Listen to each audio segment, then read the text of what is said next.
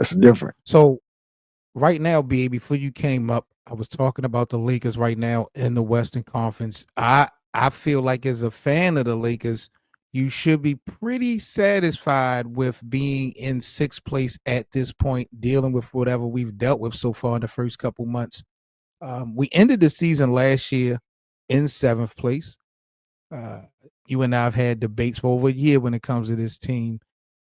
What's your thoughts, bro, on the Lakers leading the Pacific Division at this point and being six overall in the West? Is it a fluke or are the Lakers kind of the real deal to you? I've been saying this for a minute, man. I've been saying this all season. The everybody's talking crazy and going crazy, and they talking about pushing the panic button, JJ Redick, all of that stuff.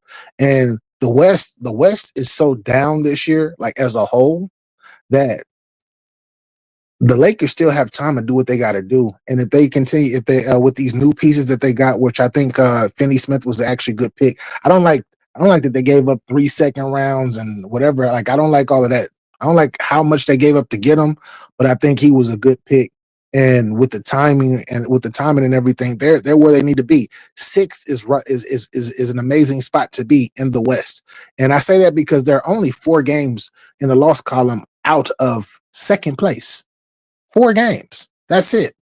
And anything could happen from here to the end of the season because we haven't even reached the first half the end of the first half of the season yet. So everything is working accordingly because they could be the way that people are talking about the Lakers right now. You would think that they are 14th, 13th, or 14th in the West. This team is in the sixth spot, bro. The sixth spot, and they're not even a cohesive unit yet. That's a fact. And So the first year head coaching JJ Reddick, it's a lot going on. It's a whole lot. It's a whole lot. yeah, Um, yeah, yeah. They just got to get their they just got to get their lineups, and LeBron's gonna have to start playing defense again if he can. when I look at the teams above the Lakers right now, Um, OKC seems to be serious. I don't want to be disrespectful to OKC. Shea is having an outstanding season, an MVP caliber season. But a team like OKC, I don't feel no way about them until I see it in the postseason. Like you understand what I'm saying? Like we've seen teams go crazy in the regular season before for years. The Atlanta Hawks. We've seen so many teams get 60 wins and all types of stuff. And then when it comes to April and May, they just fall to the wayside. So OKC, I respect the grind, but I'm not afraid of them, even though they have been dominant so far this season. When we have teams like the Houston Rockets and the Memphis Grizzlies in the top three, bro, and they've pretty much held these spots for the most part all season. I still don't believe in them, BA.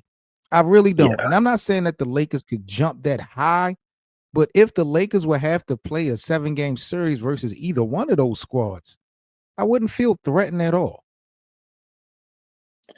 I agree. I agree, man.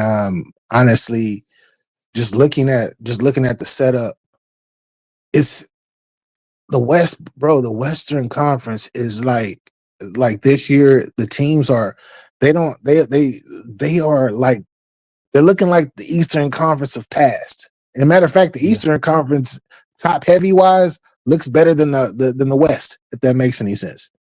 The no, West I top agree. teams.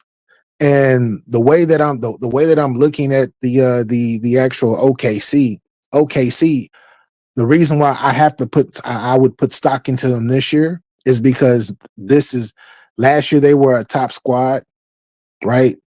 And now they are actually back at being a top squad with more experience. And not only with more experience, they're actually winning at a higher clip, and they're winning games by a larger amount this year because now They I mean are.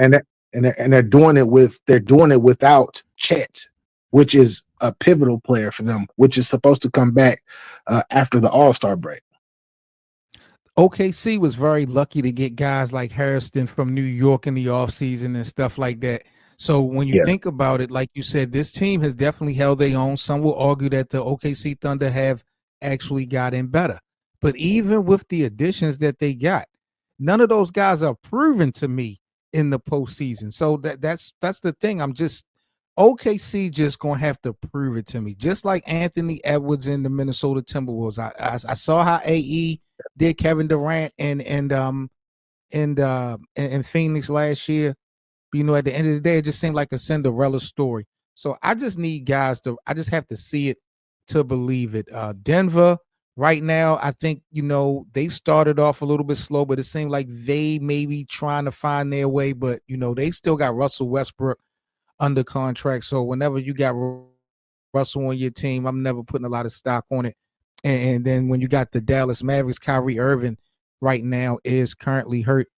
I'm not going to say that the Lakers could move up in the top 5, but I do like their chances of winning the division. What about that part?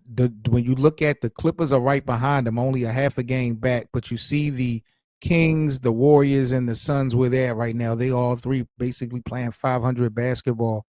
Would you feel like the Lakers right now, surprisingly, would be the favorite to win the Pacific Division, bro? Of course. Yeah, they are. To me, they are. They got two superstars, and then one thing something that I've been telling you for a minute now, and I know that you're starting to see now is your boy AR. They took the training wheels off and they letting them run the offense. I don't like that. You like Austin I, Reeves at the I point like guard. I don't I, understand I why. like I like it because he opens up the floor for everybody and he takes a lot of pressure off of LeBron James. Yeah, but LeBron ain't the only player. And when is Austin Reeves going to be able to create his own basket? I feel like he Austin does Reeves to create me it. I feel like he does create his own baskets. And who else is a ball handler on their team? Who else is a creator on their team? off ball to me. But, well, that's why I said getting rid of D'Lo was the mistake right now. I'm not saying keep D'Lo, and I don't have a personal problem with Dorian Finney-Smith. I just feel like the personnel involved in that deal was wrong. And Yeah. if Austin Reeves struggle, now who do you have to back him up on this roster? I mean, honestly, then you got to go back to the same thing that's been working good enough to Go get back y'all to to the playoffs, and LeBron. that's See? it. Yeah, go back to LBJ. Sandcastle girls. Say, what about the turnovers from Austin Reeves? I mean, I can rock with the turnovers if y'all winning, and that's what y'all been doing. Y'all been winning. When him when with him with the him and you got Christie playing defense. Gabe Vincent is coming in. He's actually hitting a few jump shots here and there that are needed, but he's playing the best D that he's ever played in his career as well, by the way. Has His nothing to do defense with is offense. Their defending is horrible. Terrible. it's been like that though. Yeah. When you think about it from a personnel standpoint, collectively they've been able to get things done at times, especially last year. But individually, D'Lo as always was a liability. Austin Reeves was a liability. Now Dalton Connect.